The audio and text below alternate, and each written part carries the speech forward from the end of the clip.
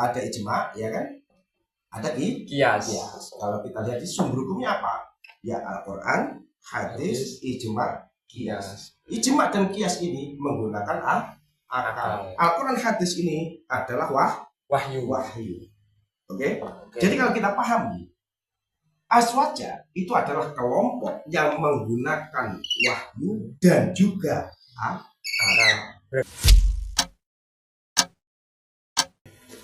Kembali lagi pada Sobat Studies Islamic Project. Pada kali ini kita akan berbincang-bincang santai, ngobrol santai dan membahas terkait dengan materi-materi yang akan kita sampaikan, yang akan dipandu oleh Pak Dr. Ali Mazhar langsung. Nah, pada kali ini kita akan menyampaikan dan membahas terkait dengan materi aswaja. Oke, pada Pak Ali Mazhar, bisa dijelaskan terlebih dahulu Pak terkait dengan aswaja. Aswaja itu singkatan dari apa gitu Pak? Mungkin dari dasar-dasar aswaja terlebih dahulu. Oke. Aswaja itu enaknya ngomong itu singkatan dari asal wajar-wajar saja. Ya. Asal wajar-wajar saja. Oke, masuk.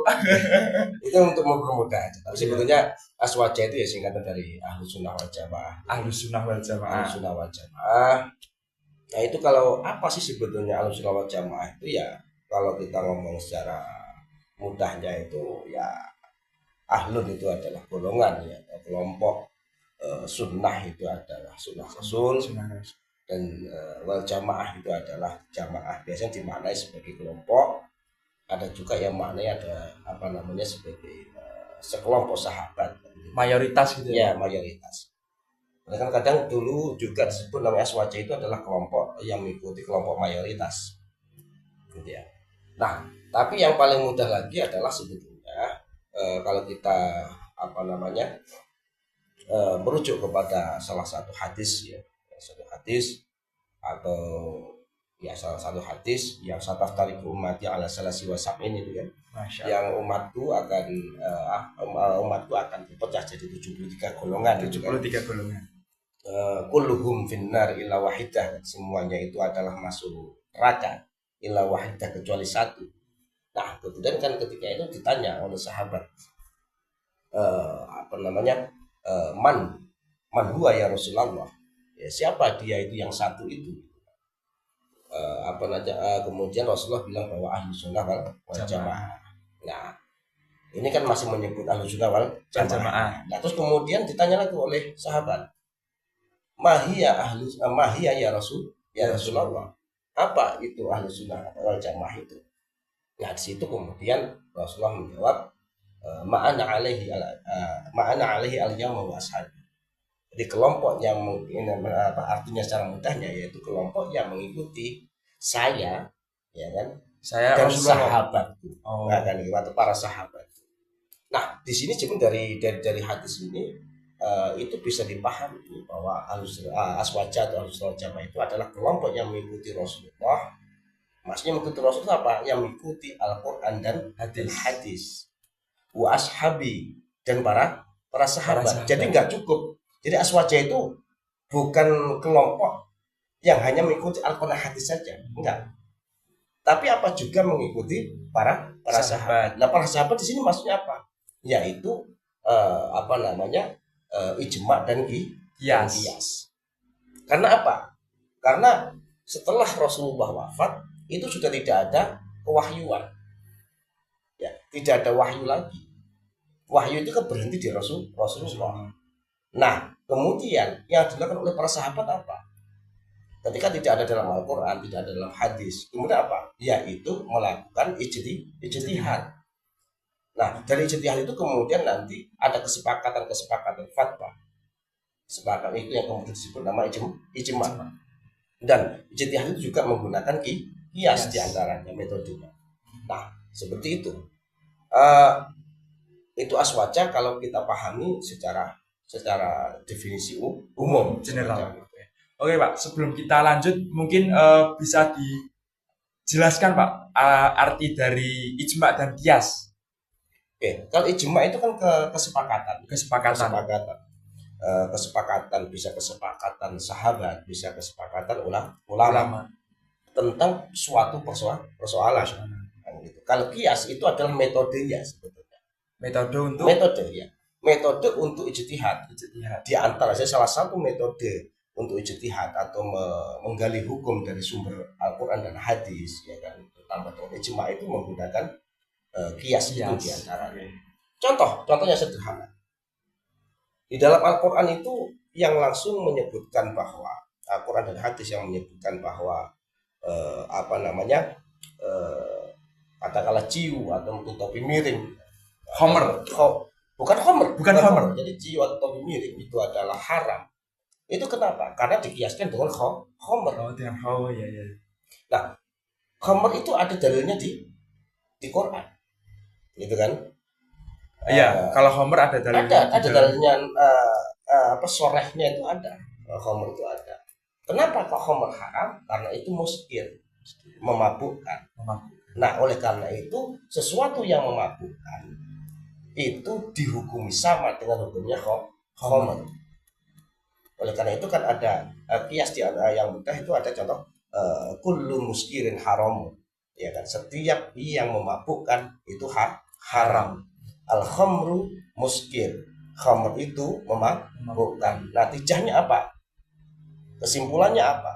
Khamr itu haram. Meskipun mengonsumsi sedikit, tapi juga sudah termasuk haram. Nah, oleh karena sama, kemudian kullu muskirin haram. Kullu muskirin haram. Setiap yang memabukkan adalah haram. Ini muqaddimah kubronya. Nah, kemudian muqaddimah sugro, al-ciu atau topi miring atau mungkin cengceman badek atau mungkin kecubung, ya kan. Itu ternyata juga muskir. Maka hukumnya sama.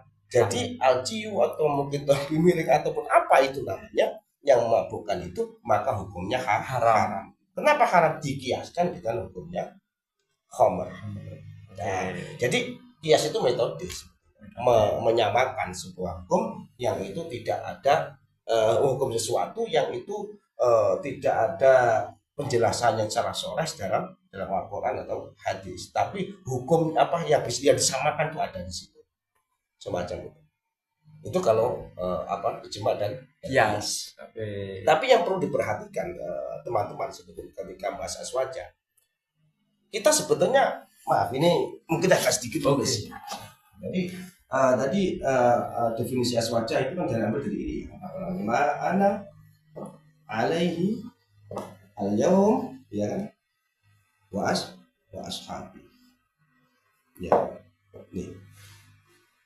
Ini teman-teman pemirsa saya kira sudah bisa baca ya. Ini meskipun gundulan bisa. Bisa. Ini kalau diartikan itu artinya gimana, Pak? Apa namanya? Ininya? Ya, ma ini kan kelompok. Ya, ma ini kelompok. Anak itu ingsun, maksudnya saya Rasulullah maksudnya. Alaihi kita bahasa sekarang yang ingatasi ma ini, ya kan? Atasi kelompok ini al-yaum, hari ini. Jadi maksudnya apa? Ini bisa dipahami adalah kelompok yang mengikuti saya Rasulullah seperti hari ini. Nah, maksudnya apa? Yang mengikuti Al-Quran wal hadis. Nah, ini kalau kita ngomong sebetulnya. Jadi kelompok yang mengikuti Al-Quran dan hadis. Tapi karena definisi Ahlussunnah wal Jamaah tidak hanya ma'ana alihi al-yawma, tapi juga wa ashabi. Ini persoalannya. Jadi aswaja itu Ahlussunnah wal Jamaah itu tidak bisa didefinisikan kelompok yang mengikuti Al-Quran hadis berhenti di sini, tidak bisa. Tapi apa? Juga kelompok yang mengikuti para sahabat di sini. Nah, para sahabat ini apa ya tadi? Karena kewahyuan itu habis di era Rasulullah, maka yang ada di era sahabat itu apa? Yaitu ijtihad. Upaya. Nah, ketika upaya menggunakan apa? Akal. Jadi kalau kita pahami lagi sebetulnya, ijtihad ini juga tadi yang saya katakan ini ada ijma, ya kan? Ada kias. Kalau kita lihat di sumber hukumnya apa? Ya Al-Quran, hadis, ijma, kias. Ijma dan kias ini menggunakan akal. Al-Quran, hadis ini adalah wahyu. Oke. Jadi kalau kita pahami Aswaja itu adalah kelompok yang menggunakan wahyu dan juga akal. Berarti belum bisa dimaknai sudah beraswaja kalau cuman wahyu tok. Iya dong. Iya, harus iya. seimbang dengan harus menggunakan akal. Akal apa? Untuk memahami wahyu, kan gitu kan? Oke. Itu. Kita menggunakan akal saja nggak boleh. Nanti kalau kita hanya menggunakan akal saja, mungkin bisa dikatakan seperti Mu'tazilah yang mendewakan akal. Ya kan? Jadi kita hanya menggunakan akal saja nggak boleh. Wahyu saja juga kurang tepat. Ya. Kurang tepat. Karena apa? Kita juga diberi anugerah Allah yang berupa akal, dan kita juga diberi rahmat Allah berupa wahyu. Oleh karena kita harus mengimbangkan antara wahyu dan akal, antara teks dan konteks. Disinilah kemudian Ahlussunnah wal Jamaah itu dipahami sebagai tengah secara karakteristik. Tawasul. Oke. Nah, oleh karena itu tadi kan saya nyebut aswaja enaknya ngomong apa? Asal wajar saja. Kalau yang wajar itu ya yang tengah-tengah, nggak ekstrim wahyu saja, nggak ekstrim akal saja. Kalau kita ekstrim wahyu saja, nanti kita akan jadi ekstrim.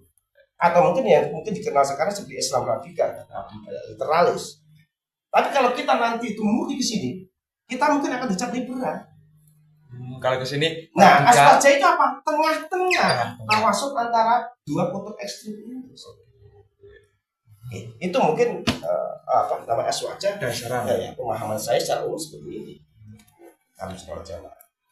Kalau semisal kita korelasikan antara dengan pemahaman aswaja dengan Nusantara itu gimana, Pak? Gini, itu beda. Kita harus tarik seperti ini. Kalau di Nusantara, mungkin ya aswaja mungkin Nusantara yang saya maksud karena saya orang Nahdliyin ya, orang itu, maka saya pahami dari kacamata Nahdliyin. Karena persoalannya aswaja mungkin dari teman-teman saudara kita yang mungkin Muhammadiyah, atau mungkin yang LDI, atau mungkin yang Persis, ya, atau mungkin yang lain lah ya, ormas lain, itu mungkin ada perbedaan. Kalau menurut saya, menurut pandangan Nahdliyin, bahwa aswaja itu adalah kelompok yang mengikuti imam madhab. Oke. Ya, kelompok yang mengikuti imam madhab. Karena apa? Pemahaman Islam yang bersifatnya atau menggunakan metode madhab ini atau bermadhab ini yang digunakan oleh mayoritas umat Islam. Jadi kembali lagi, apa? Aswaja itu adalah kelompok mayoritas. Oke. Paham ya?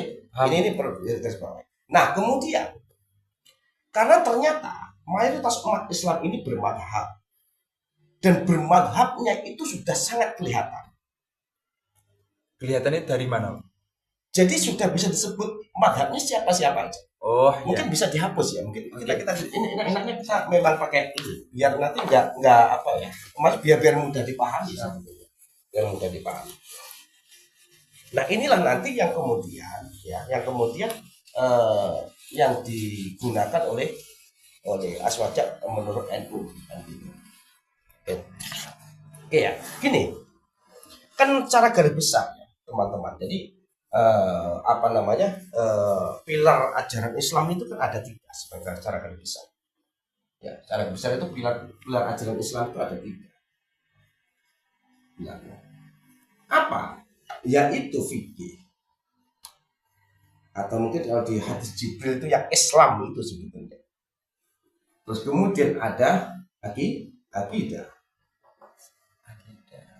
Kemudian ada tasawuf atau akhlak. Ya, tasawuf atau akhlak. Atau mungkin kalau ini di hadis Jibril ini disebut namanya Islam, ini disebut iman, ini disebut ihsan. Nah, sangat besar kan pilar Islamnya, ajaran Islam itu kan ini sebenarnya. 3 ini. Islam, iman, ihsan. Kan 3 ini sebenarnya. Nah, di dalam mayoritas umat muslim yang mayoritas bermadhab itu, mayoritas itu memegang madhab apa? Dalam fikih itu memegang madhab 4. Siapa? Yaitu Hanafi, kemudian Maliki, kemudian Syafi'i, kemudian Hambali.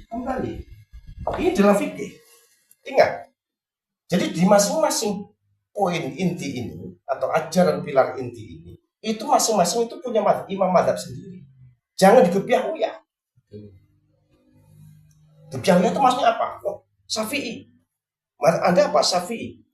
Dalam apa? Akidah berbeda. Imam Syafi'i itu adalah mazhab dalam fikih. Oke. Nah, terus kemudian mayoritas umat Islam juga dalam akidah itu memegang dua yang mengaku ahlu sunnah ya. Apa? Yaitu Asy'ari atau Asy'ariyah sama Maturidiyah. Maturidiyah kelompok yang ikuti. Nah, kemudian dalam tasawuf itu mayoritas itu memegang Al-Junaidi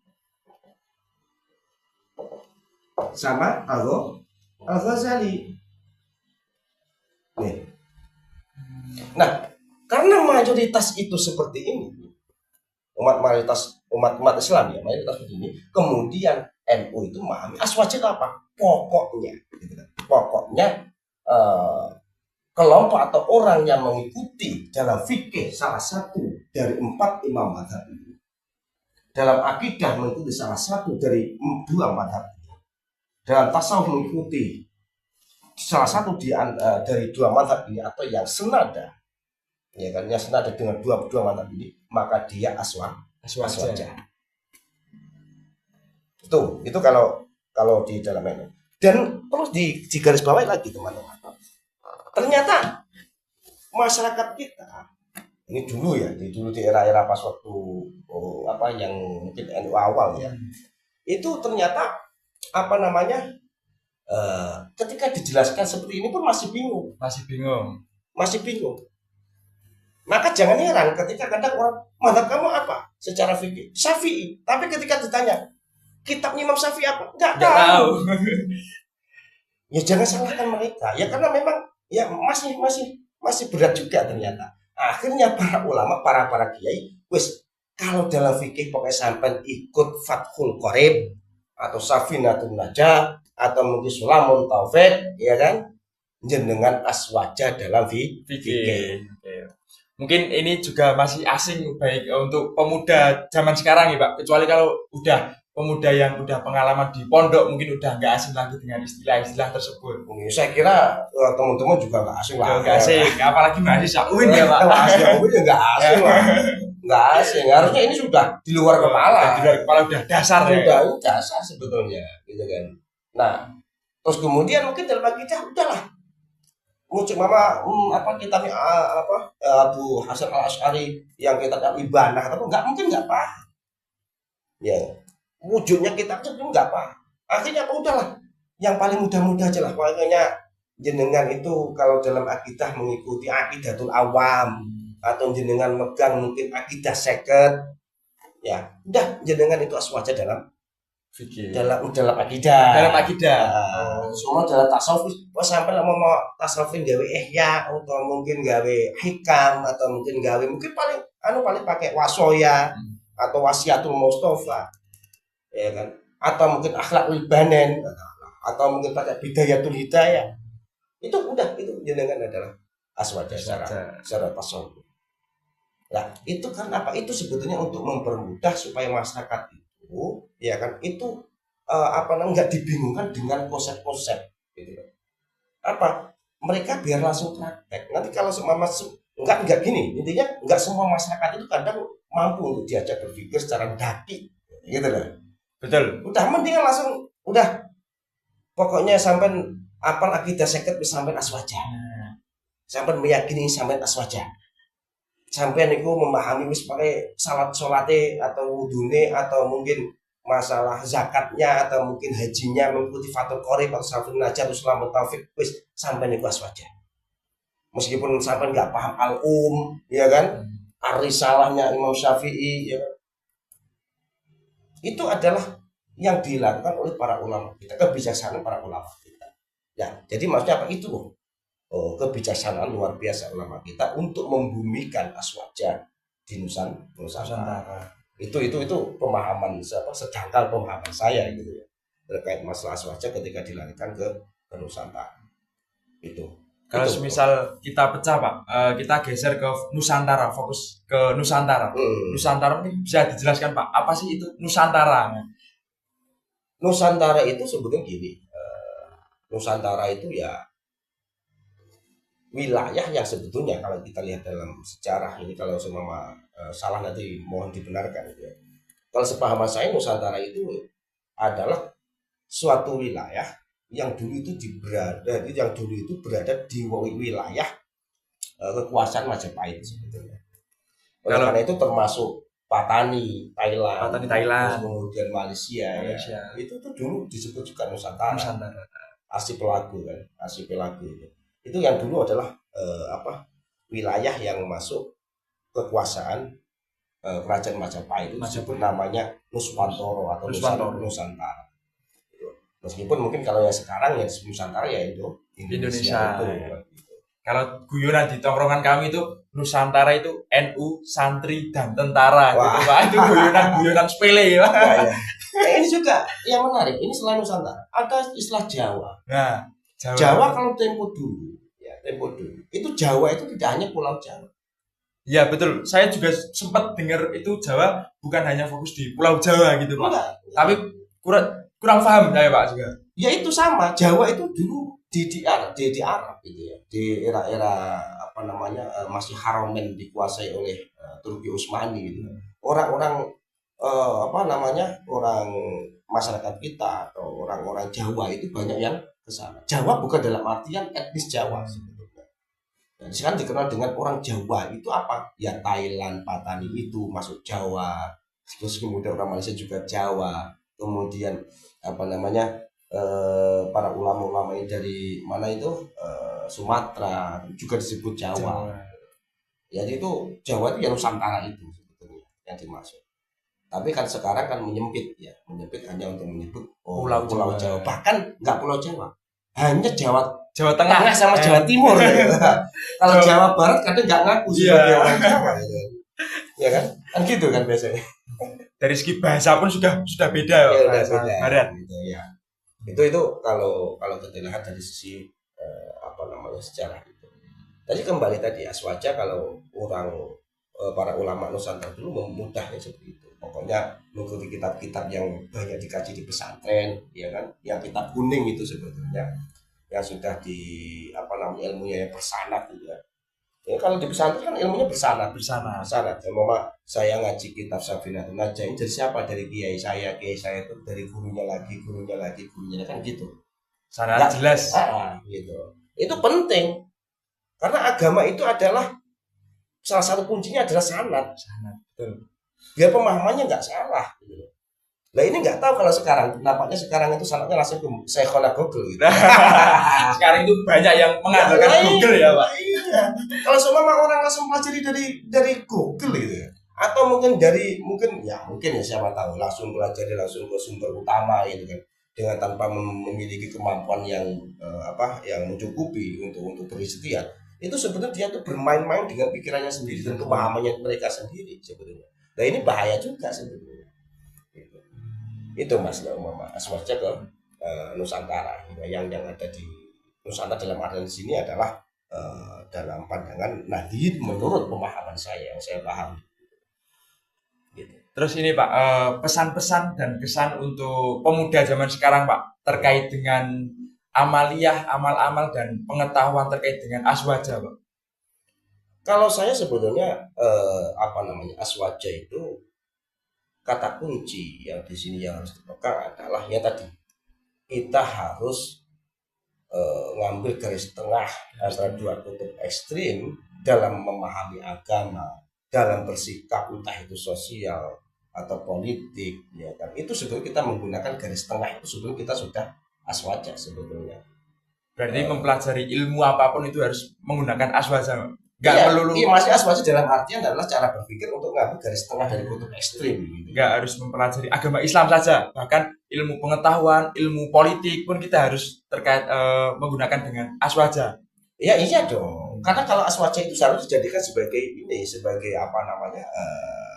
cara berpikir sebetulnya. cara berpikir atau kita paradigma atau cara berpikir kita melihat dunia kita dan semacam itu. Kalau kita cara berpikir kita menggunakan aswaja, maka dengan tanpa sadar atau perwujudannya itu adalah gerak kita juga menggunakan cara gerak aswaja itu sendiri gitu.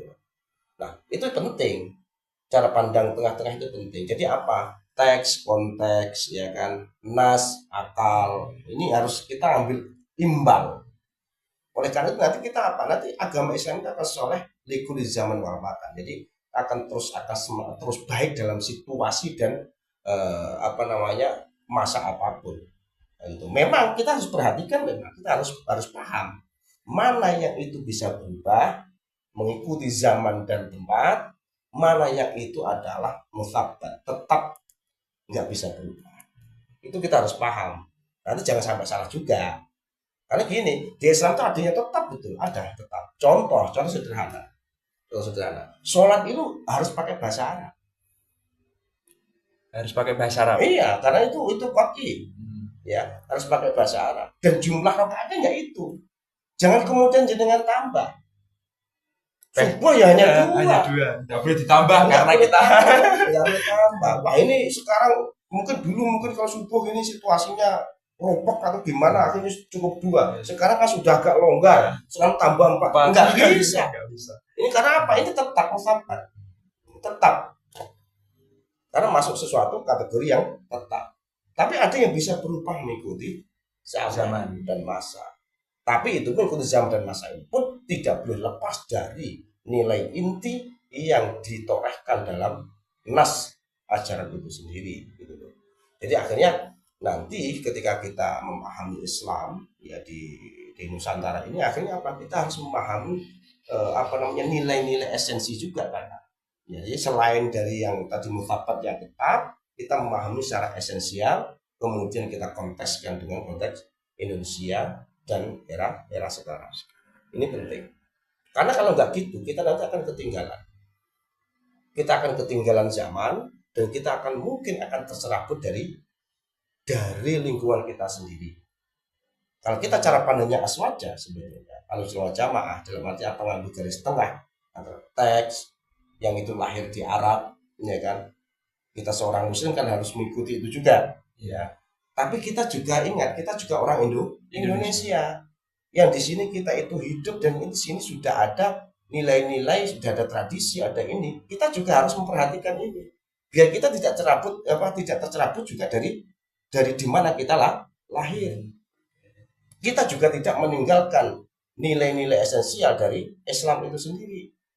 Tapi kita juga ingat juga, kita hidup di era sekarang, bukan era masa lalu. Akhirnya apa? Kita harus terima dengan kemajuan sekarang. Meskipun kita juga harus filter dengan menggunakan nilai-nilai keislaman, nilai-nilai Indonesia. Kalau seperti ini, maka insya Allah umat Islam itu akan tetap tetap mampu bersaing atau mampu mengikuti perkembangan yang ada, dan kita tidak cerabut dari akar di mana kita berada. Itu mungkin closing statementnya. Oke. Kalau untuk mungkin Pak Ali pengen menyampaikan beberapa quote dari Pak Ali terhadap anak-anak muda zaman sekarang, khususnya sobat-sobat Studies Islamic Project, Pak. Ya, kalau kaitannya dengan aswaja, ya itu tadi ya. Quote-nya adalah, jadilah orang yang wajar-wajar saja. Wajar-wajar saja. Tidak ekstrim kanan, tidak ekstrim kiri. Nah, itu aja kira-kira. Oke, siap. Terima kasih Pak Ali. Oke, teman-teman Sobat Islamic Studies Project, pertemuan kali ini sudah kita cukupkan. Mungkin bisa kita lanjutkan di episode selanjutnya. Jangan sampai lupa subscribe akun Islamic Studies Project. Terima kasih. Oke.